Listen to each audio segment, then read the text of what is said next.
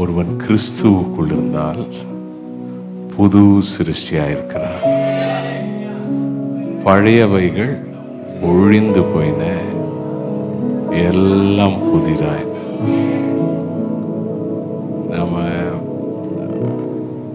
பார்க்க வேண்டியது ஒரே ஒருத்தவரை தான். சங்கிலிகள் இல்லாத ஒரு வாழ்க்கையை வாழ்றதுக்கு ஒரே ஒருத்தவரை பார்த்தா போதும், நமக்குள்ள இருக்கிற இயேசுவை.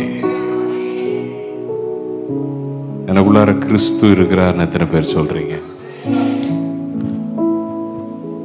இவ்வளவு இதுவரைக்கும் ஆண்டவர் உங்க உள்ளத்துல இருக்கிறார்ன்ற நிச்சயம் இல்லைன்னா நீங்க செய்ய வேண்டியது, ஆண்டவரே என் உள்ளத்துல வாங்க இயேசுவே, நான் விசுவாசிக்கிறேன்னு உள்ளபூர்வமா நம்ம சொன்னா போதும், அவர் நம்மை புது சிருஷ்டியாய் மாற்றுகிறார்.